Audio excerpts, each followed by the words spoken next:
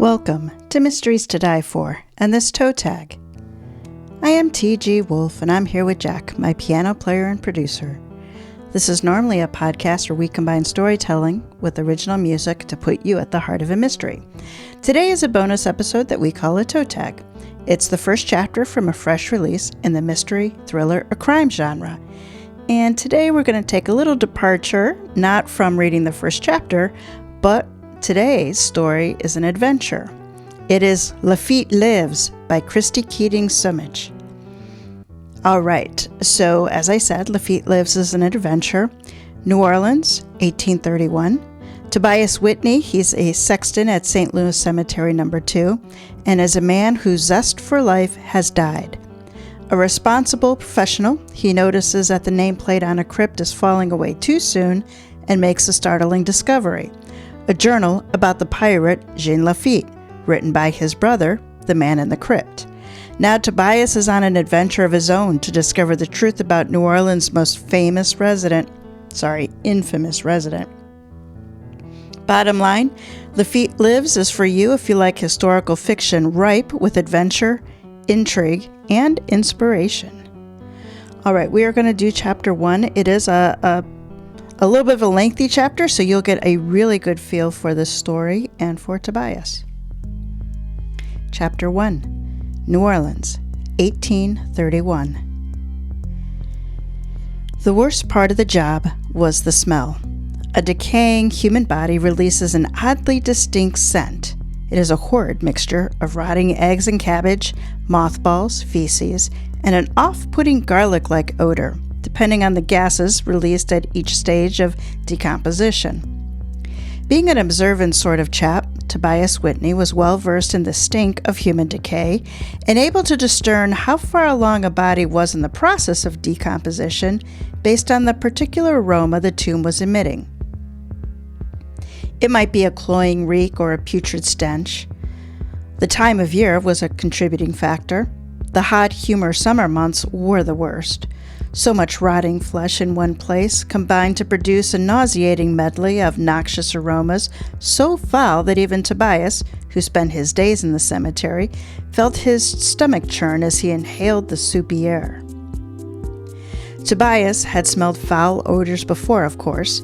Anyone who lived in New Orleans long enough had. At this time of year, the privy behind his cottage was the stuff of nightmares. A body could get used to almost anything, though.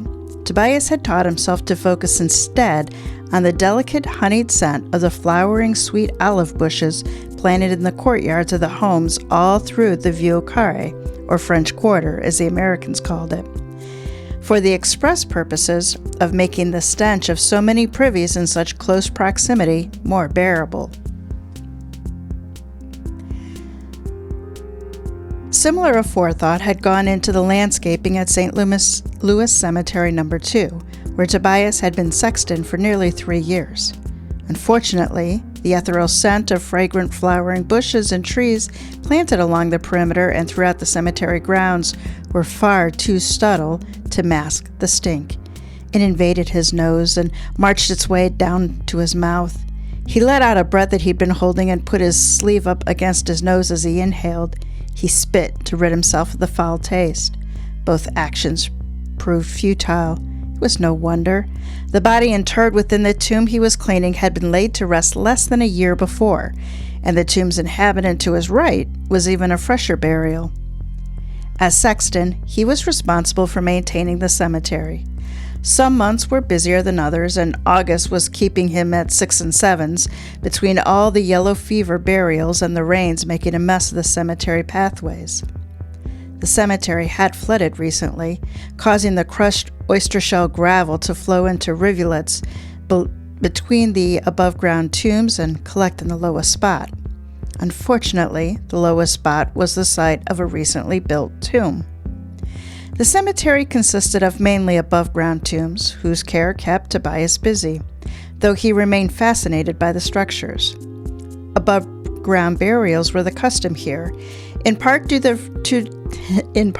the French and Spanish colonialists who settled in New Orleans, and for more practical reasons. Guthrie Toops, an octogenarian and retired sexton whom Tobias replaced, had justified the tomb burials in the most colorful fashion. "These tombs are your bosom friend," he waved his gnarled hand about, indicating the structure surrounding him, as he shuffled through the cemetery with Tobias on one of his final days on the job. "Smells like shite in the summer, but keeps the floaters pinned down." When Tobias failed to comment, Guthrie explained, Start that paragraph again. I worked at St. Peter Street Cemetery. All those souls went right in the ground. 2 times I recall the rainwaters flooding the place something fierce. Coffins popping up like gophers in the springtime. Some washed down the street, right up to folks' houses. When the lids came off, now that was a sight. A shudder wrecked Guthrie's gaunt frame, rippling through his threadbare round coat. Took us weeks to round up the coffins, and then we had to find out who belonged where. Can't put a body back in a hole when you don't know who he is and which hole is his. Guthrie shook his head. Damn shame. You think looking after these tombs is trouble until you gotta put the coffins back whence they should never have been disturbed. Guthrie, who insisted on being called by his Christian name, had gone from the cemetery for 3 years, and from the world for 2. Technically, he had never actually left St. Louis No. 2. He was enjoying his eternal rest, only 1 row of tombs over from where Tobias was currently toiling. Tobias considered whether Guthrie's take on the trade-off of floaters versus smell was valid. Shite, it seemed, was far too kind a word to describe what was assailing his senses. Had the souls surrounding him been laid to rest underground, there would be no discernible odor, even in the August heat. However, in addition to being above ground, the vaults in St. Louis No. 2 were not airtight, a necessity since exposure to the elements ensured the bodies would decompose in a timely fashion. Following the bevy of recent rainstorms that Tobias's wife referred to as gully washers, an additional component of stale, stagnant water added to the cemetery effluvium. God's teeth! Declared Tobias in frustration, blowing out a breath of putrid air as he gazed at the dispersed gravel and mud piled along the front and sides of the low-lying tomb. He continued raking, attempting to redistribute the mud-soaked mess along the path that separated the tombs. It was slow going. The puddles of standing water made the task challenging, and, of course, another drenching raid would produce a similar mess. It was a sort of mindless labor that allowed a person time to think, though Tobias, of late, preferred not to indulge his brain in aimless wandering. It inevitably led back to dark and painful places. Instead, he compensated by replacing his internal monologue with the voices of others, imagining how they might describe what he was presently seeing. It engaged his mind and allowed him to distance himself from his thoughts. He often remembered the tomb's description, construction, and proper care, as Guthrie had first explained them to him. Even now, he could so vividly recall the old man's gravelly voice, brittle as the oyster shells underfoot. Needed these tombs, the city did. So many coming to New Orleans after Jefferson bought her up, and so many dying here. Nowhere to put the cemetery unless you want to go digging graves in the swamp. His guffaw had echoed off the tombs. When Guthrie first began his tutelage, Tobias doubted that he could absorb any new information, so clogged was his brain with other thoughts. Still, the details distracted him. He yearned to learn all he could about the cemetery and the tombs where the bodies rested. He was fascinated, he feared morbidly so, with the amount of sadness one place could contain within its walls. Tobias could sense the pain and loss felt by the loved ones of St. Louis No. 2's inhabitants, the heaviness of their collected grief threatening to crush him down at times. He felt the familiar weight bearing down on him as he looked to his left, at the open tomb whose faceplate had been removed in anticipation of his next occupant, a newly deceased young woman who would be interred there tomorrow. The tomb was empty now, as she would be the first inhabitant. It took a moment to wipe his brow and allowed himself to be transported back to that first time he had viewed an open tomb. Another thing about tombs is how many bodies you can stuff inside, Guthrie had explained. Tobias had bent his lanky frame and nearly horizontal to match the smaller man's permanently hunched posture, but by doing so he could peer into the yawning darkness of the tomb, the unnatural stillness of the space raising the hairs on the back of his neck. "This one's a single vault," Guthrie said. "When the first one of a family dies, we put him in there, coffin and all. And then the next one goes, and that first one gets taken out of the coffin, and what remains of him gets put down in the caveau." He motioned to the dark, far reaches of the tomb beyond and below where the coffin had been placed. "And so it goes till all the family is holed up in their tomb together. That's hoping they all get along, 'cause that's some close quarters." Guthrie punctuated this with a cackle and a bony elbow to Tobias's ribs. Guthrie's litany of anecdotes and explanations encompassed nearly every inch of St. Louis No. 2, including the perimeter walls of the cemetery itself, comprised of stacked tombs that Guthrie had told him were called ovens. "'Cause they look like ovens put one on top of the other, and they heat up bodies faster than cooking them. That's the good thing when you need to get a lot of bodies buried all at once." Guthrie's mood had turned somber, the smile leaving his face. "I can remember stacking bodies up in 24, 25 when Yellow Jack came for so many, and there was nary a place to put 'em all. Brought 'em to the cemetery by the cartload and dumped 'em right outside the cemetery gates, they did. Left those poor souls rotting in the sun, spreading their miasma over the city like a damn blanket. At least these ovens do the trick." The thought of yellow fever victims drew an involuntary shiver from Tobias even this day in the summer heat. Guthrie's voice in Tobias's head was sometimes the only company he had. Not that he was complaining. Tobias craved solitude and was thankful to have this job. It paid a decent wage, enough for his family to live simply but comfortably, and perhaps best of all, it allowed him time to read.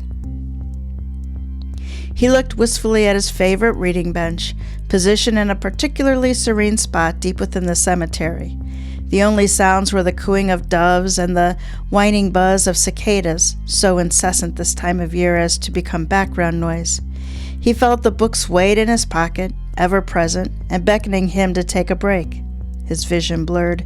He wiped the sweat from his forehead yet again to prevent more of it from dripping into his eyes. He yearned to lose himself, if only for an hour or so, in the all-absorbing action-adventure stories he loved so dearly. For the past few years, escaping from the world had become necessary for his survival. Strange, he often mused, that spending his days surrounded by the dead could be the only way he could cope with the living. Strange, but understandable, given what happened to him 3 years ago. With a stubborn shake of his head, he said aloud, although no one was around, "Not till I put this tomb to rights." Most families who owned vaults cared for them or paid the cemetery to perform the maintenance, which at the very least required replastering and whitewashing the brick from time to time. Even though the cemetery was relatively new, consecrated only 8 years ago, he could already see the ravages of the subtropical climate wreaked on those tombs without a caretaker to maintain them. "Orphan tombs, these are," Guthrie had said of the tombs left to crumble. "Got no living kin to care for 'em." He had shaken his head, the wiry gray hair swaying with the movement. "The whole family gone and no one to remember them." Tobias considered Guthrie's words as he worked this day. As he raked, he looked over his shoulder at one such orphan tomb and read aloud the inscriptions on the faceplate. Constance Bulwark, born 1770, died 1824. Faithful life, faithful wife, loving mother. Blessed are the pure in heart, for they shall see God. Jeremiah Longstreet, born 1758, died 1827. Honest in labor, kind in spirit, may his soul rest in peace. To preserve the dignity of the inhabitants within, he cleared and made minor repairs to the orphan tombs, though it was technically beyond the purview of his duties. "You'll not be forgotten," he assured them, before turning his attention to the task at hand. The tomb before him was not an orphan, as the cemetery was contracted to maintain it, but it might as well have been. Its inhabitant had received no visitors since he was laid to rest. Still, this particular tomb had intrigued Tobias since its construction last November. Like most in St. Louis No. 2, it was brick. While not as extravagant as some tombs Tobias had seen, he found the elevated parapet facade aesthetically pleasing in this simple, elegant way. However, the feature that most fascinated him was the nameplate commemorating the occupant, Dominique U. He was a Freemason, and as such, his tomb sported the square and compass symbol prominently carved into the top of the marble nameplate. Below the name was an inscription in French. Tobias was Irish and could not discern the writing, but he knew from accounts he had read in the papers that the inscription was from Voltaire's La Henriade. Intrepid warrior on land and sea, in hundreds combats showed his valor, but this new Bayard without reproach or fear could have witnessed the ending of the world without trembling. Dominique U was an infamous privateer, and some say the half-brother of the notorious pirate Jean Lafitte. Tobias read all about the adventures of the two buccaneer brothers in the weekly broadsheets he purchased. Lafitte had been killed in 1823, the same year St. Louis No. 2 opened. But while Lafitte's whereabouts in the years before his death remained a mystery, Dominique U had lived out his final years in New Orleans, keeping a tavern and serving on the city council. He may have been a privateer, but he was also a war hero, having served valiantly as gunner in the Battle of New Orleans, warding off a British invasion of the city by commanding a company of artillery composed of fellow pirates. Stories about Dominique U and Jean Lafitte were legendary around New Orleans and made the adventure novels Tobias read pale in comparison. Tobias vividly recalled his excitement when Dominique U was buried right in front of where he was standing now. Although U died in a state of penury, the people of New Orleans did not forget his heroism. He was given a lavish funeral at St. Louis Cathedral with full military honors, the likes of which the city had seldom seen. Throngs of mourners had followed the coffin to the cemetery, as the sexton, Tobias, had been there to witness it all. Many brought flowers to lay on his tombs, chrysanthemums or early blooming camellias. Others brought magnolia leaves, fashioned to wreaths, or dried herbs tied with bouquets with bits of string or ribbon. There were also rosaries, little vials of holy water, candles, and voodoo tokens left on U's tomb. The mourners were as varied as the offerings they brought. Well-dressed gentlefolk alongside more common sort. They were all here for the same reason, to pay their respects to the man who helped save the city from the British 15 years before. Tobias had caught snippets of conversation all around the tomb. One in particular stayed with him. A group of rough-looking men, ill at ease in their mourning attire, had gathered at U's tomb. One man said, "Sailed with him, I did. No finer man you'd want at your side when things turned hairy. I trust him with my life." "As would I," his mate agreed. "Fought beside him, too. Best cannoneer I ever saw. That's why the general said he stormed the gates of hell with Dominique as his lieutenant." Tobias had particularly impressed with this, considering General Andrew Jackson was now President of the United States. He watched as they poured a slug of rum next to the tomb. It soaked into the gravel, leaving the scent of molasses and cloves lingering in the air like a final tribute. Tobias wondered with a shudder if these men were pirates themselves. He had little time to dwell on it, as a mason engaged him in conversation shortly after Tobias overheard this exchange. The man wore a fine wool suit, well cut and fashionable, with a frock coat that gracefully skimmed the back of his knees of his trousers. Tobias usually donned a working man's attire for his days in the cemetery, loose-fitting tweed trousers and a jacket, although on this day he wore a suit. It was one he used to wear as a shop owner before he became a cemetery sexton, though now he donned it only for Sunday Mass. His wife, Mary Catherine, would have his hide if he showed up to work on the day of an interment of such prominence in anything less. Tobias felt rather nattily clad until he beheld the sartorial superiority of the man. Despite their difference in clothing, the Freemason was eager to engage Tobias in conversation, and Tobias found this agreeable. Funny how he spoke to almost no one these days, save his family and close friend, the proprietor of his beloved bookshop, Chapter and Verse. Yet within the walls of the cemetery, he came back to life, if only for a short time. He felt at home here as much as he did in his cottage on Bienville Street. Though he knew precisely why this was, he found it a disconcerting aspect of his personality that he was more comfortable with mourners than with those unaffected by death. Not a business in New Orleans stayed open today. Everyone's here to pay their respects, the man told Tobias. I suppose you heard the cannons fired for him? Tobias assured him that he had, and added that he also noticed the flags flown at half-mast. The mason nodded. He was a proud man, Dominique Hugh. The man seemed uneasy in the cemetery, as Tobias found most people to be. He suspected the mason's attempts to converse stemmed from a compelling need to fill the silence. Tobias noted that the man's unconscious fidgeting with the intricately designed collar that nestled just below the tie on his starched white linen shirt, the adornment an indicator of his status among the brotherhood. He spoke with a French accent, and his eyes told the story of a man who accepted the inevitable tribulations of life while still finding joy in living.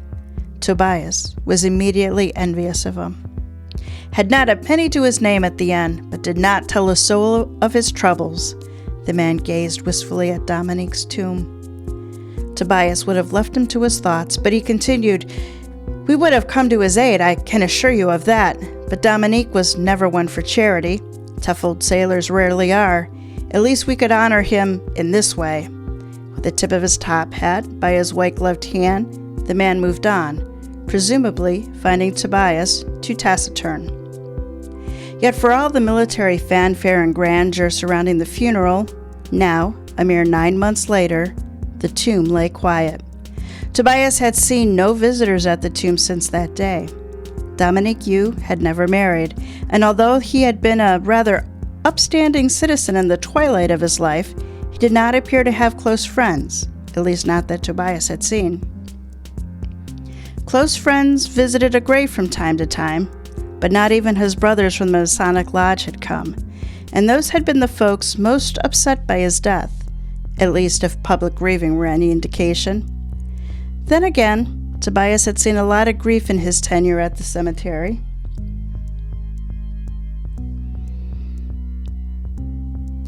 And it seemed his observation that even members of the sterner sex could make an enormous fuss over the coffin and then never come back. The people who looked the most distraught, as if they did not care to go on living, usually got over it by morning. It was the ones who never took their eyes off the coffin, even as it made its way into the vault, that you could be sure would put flowers there for years. Real grief was mostly invisible. It consumed a person from within, leaving only their outer shell that appeared to the world as a whole being, but it was hollow inside. Tobias ought to know. He recognized it in others because he was just a shell himself. Tobias wondered once again why the Freemasons had chosen this spot for Hugh's tomb. It seemed a poor location in the cemetery to build a tomb, but it was not Tobias's place to say so. It was kind of the Freemasons to construct it for their brother, even if they had decreed it was to be sold in 50 years. This stipulation did not surprise him, as he knew people sometimes purchased tombs these ways. It was odd to him, or the odd part to him was that an entire tomb could be dedicated to only one person, when many held multiple family members.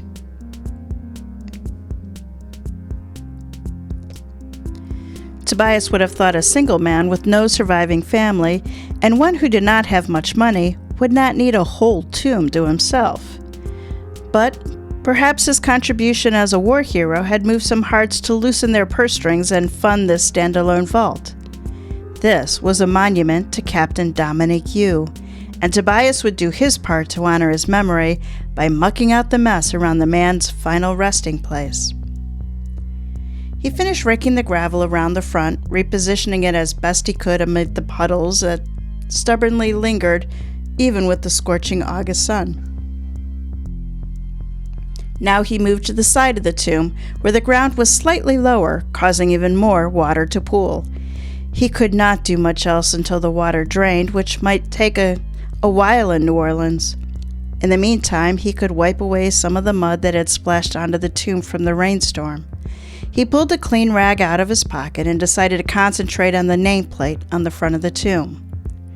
It was then that Tobias noticed the oddest thing. The marble plate was not flush against the bricks. Tobias chided himself for not observing this before, but as he studied it closely, he realized that it appeared to be placed properly from the front. It was not until he looked from the side that he could see that the marble stone was bowing. This was indeed curious, as he himself had placed the outer tablet. As sexton, it was part of his duties to affix the plate upon the bricks after the body was interred and the tomb bricked up. He had seen marble bow when exposed to extreme heat, but thick nameplates typically did not deform so quickly. It was a blessing in disguise that the rain, which would inevitably flood the cemetery in the summer months, had necessitated him spending time around this tomb, allowing him to observe it more closely. Had the Freemasons chosen a more optimal spot to place the tomb, it might have been many years before he noticed the subpar workmanship. And since the inhabitant had no living family members, it might have been until 50 years were up that the sexton opened the tomb for the next burial that the faulty nameplate was discovered. But surely he would have noticed if this was amiss. He leaned in for a closer inspection and blinked rapidly. He thought perhaps it was a trick of bright light, but he stared at the marble slab. He discerned a hairline fracture running the length of the stone. Dominique had been interred less than a year ago. This nameplate should not display such signs of degradation. Had he somehow damaged the stone when bolting the nameplate onto the brick?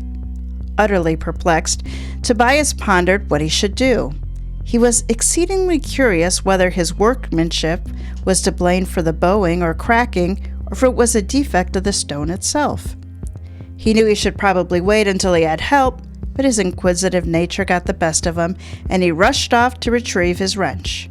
Removing the large bolts holding the nameplate in place would not be an easy job to perform by himself. He half expected he would not be able to loosen them at all, but was relieved and more than a bit surprised to find them coming loose without even having to apply heat.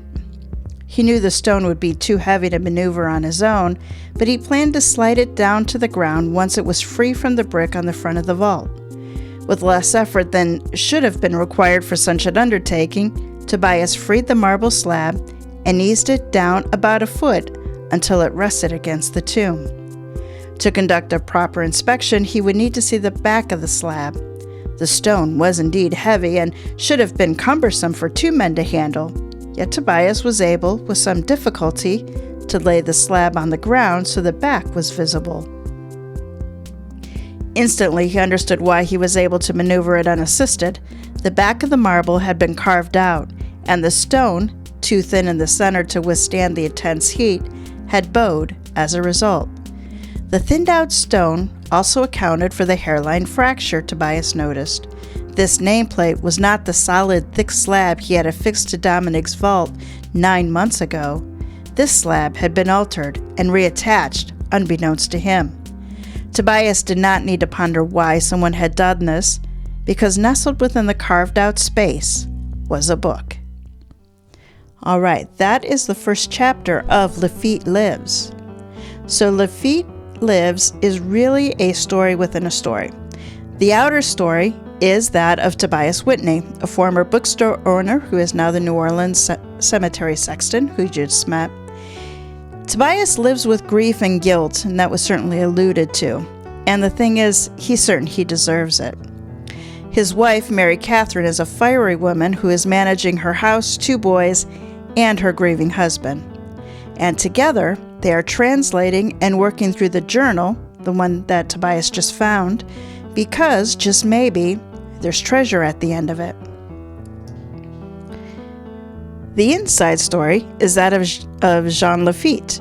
Written by his brother, Dominique Yu, the journal tells the real story of the charismatic leader, businessman, and privateer.